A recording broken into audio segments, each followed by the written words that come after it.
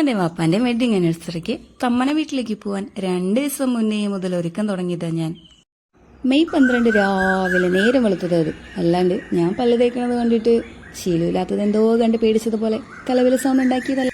എന്തായാലും ഒരു വഴിക്ക് പോവല്ലേ, വെറും വയറ്റിൽ പോയി വഴിയിൽ തലകറങ്ങി വീണ് എല്ലാവർക്കും ഒരുമിച്ച് സർപ്രൈസ് കൊടുക്കണ്ടല്ലോ എന്ന് വിചാരിച്ച് കുമ്മട്ടി കൊണ്ട് യാത്ര ഉദ്ഘാടിച്ചു. അയ്യന്റെ മോനെ തമ്മന് നേരെ ഷെബിനാസിലെത്തി. പെട്ടി നിറച്ചു തരണം എന്ന് പറഞ്ഞപ്പോഴത്തേക്കും ഇക്ക പറഞ്ഞു, ഇച്ച പെട്ടി ഇങ്ങ് കാട്ട്. ഇനിയിപ്പോ നടരാജടിഞ്ഞാൽ ദൂരെയുള്ള വീട്ടിലേക്ക്. അപ്പോൾ ഇതാണ് മുകളിൽ ആകാശം താഴെ ഭൂമി എന്ന് പറയണത്. കത്തണ വെയിലിച്ചിക്കണ്ട, ഡ്രൈ ആക്കണ്ട. നിങ്ങൾ വേണേ കുറച്ച് ഊഷ്മളത ഹരിതാപയൊക്കെ കണ്ടോ. ഷാരത്തെ ചക്കയല്ലേ ഇത് എന്ന് ചോദിക്കണ്ട. അലൈനും ലൈറ്റും മൈൻഡ് ആക്കണ്ടേ. പൂ പൊട്ടിക്കുന്നത് ഇഷ്ടമല്ലെങ്കിലും മമ്മിക്കും ഉമ്മാക്കും വേണ്ടി ഇതീ കാണുന്ന ചെമ്പകപ്പൂങ്കാട്ടിലെ കയ്യെത്തണ ഹൈറ്റിലെ ചെമ്പകപ്പൂ ഉണ്ടെങ്കിൽ നമ്മൾ പൊട്ടിച്ചിരിക്കും കേട്ടോ. ഈ 30 ഏക്കർ ഭൂമി ഏതാണെന്ന് ചോദിക്കേണ്ട, പറഞ്ഞു തരൂല. ചെമ്പകപ്പൂ മുട്ടിനുള്ള വസന്തത്തിനെ കളയാൻ 2 ഫൂ വെക്കുന്നുണ്ട്. വലത്തോട്ട് തിരിഞ്ഞാൽ 4ാമത്തെ വീട്ടിൽ അഴനിറച്ചും അലക്കിപ്പിഴിഞ്ഞ സ്വപ്നങ്ങൾ ഉണക്കാനെ വിരിച്ചിട്ടിട്ടുണ്ട്. നന്മയുള്ള പൗഡറാന്ത ബീജം. ഒളിഞ്ഞു നോക്കിയിട്ട് മുമ്പ് ചൂടുവെള്ളം ഒഴിക്കണ്ടല്ലോ എന്ന് വിചാരിച്ച് വേഗം തന്നെ കോളമ്പേലടിച്ചകത്ത് കയറിയായിരുന്നു.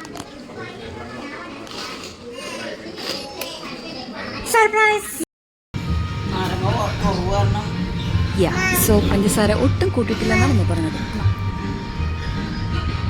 ഇത് വാപ്പ ഗിഫ്റ്റ് ചെയ്തതാണ്. ലഞ്ച് വെയിറ്റ് ചെയ്തിരിക്കുന്ന വാപ്പാന്റെ മുന്നിൽ കൂടെ ഞാൻ ക്യാമറ റോള് കളിച്ച് വാപ്പാക്കും ഉമ്മക്കുള്ള ഗിഫ്റ്റ് സെറ്റ് ചെയ്തു. നീ ഉണ്ടില്ലെങ്കിലും അവൾ കൂട്ടണം എന്നാണല്ലോ, ഞാനത് വാപ്പാക്ക് പറഞ്ഞു കൊടുക്കായിരുന്നു. ഈ സർപ്രൈസ് കൊടുക്കണത് വന്ന് എന്നെ കുച്ചാല ഇഷ്ടം.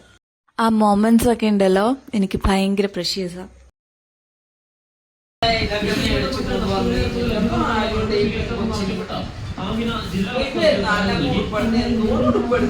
ഈ സർപ്രൈസ് ഗിഫ്റ്റ് കിട്ടുന്ന സമയത്ത് ഇവരുടെ കണ്ണുകളിലും കൊടുക്കുന്ന നമ്മുടെ ഹൃദയത്തിലൊക്കെ ഉണ്ടാവുന്ന ഒരു ഫീലിങ്സ് ഉണ്ടല്ലോ, അതൊന്നും പറഞ്ഞറിയിക്കാൻ പറ്റില്ല. ഞാനെപ്പോഴും പറയണ പോലെ നാളിപ്പോ നമ്മൾ ഡെഡായാലും പിള്ളേരതൊക്കെ കണ്ട് വളരട്ടെ കളിയാ.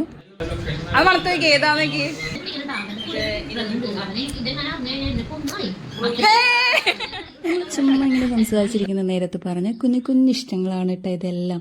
Just right. ചിലപ്പോൾ ലൈഫിൽ ഏറ്റവും പ്രീഷ്യസ് ആയിട്ടുള്ള മൊമെന്റ്സ് ആയിരിക്കും നിങ്ങൾക്ക് കിട്ടുക. ആർക്കും പകരമൊന്നും ആവില്ലെന്നേ, എങ്കിലും എവിടെയെങ്കിലുമൊക്കെ എന്തെങ്കിലുമൊക്കെ ഇഷ്ടങ്ങൾ കുറച്ച് നമുക്കായിട്ട് ബാക്കി വെച്ചിട്ടുണ്ടാവും. അതൊക്കെ തിരിച്ചറിയാൻ നമ്മളായിട്ടൊന്ന് ശ്രമിച്ചാൽ മാത്രം മതി.